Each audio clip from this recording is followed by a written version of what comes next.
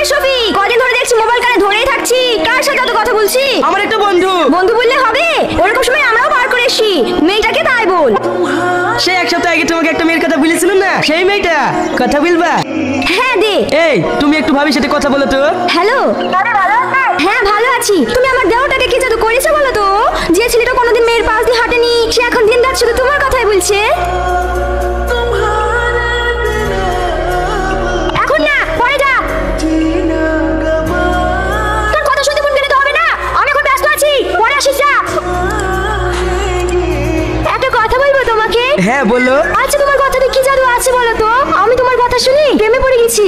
বাবা, আজ আবার নতুন করে প্রেমে পড়লি নাকি? না না, সেরকম না। হ্যাঁ, কেউ এসছে নাকি? না না, কেউ না। চলো না যান, কালকে আমরা পার্কে দেখা করি।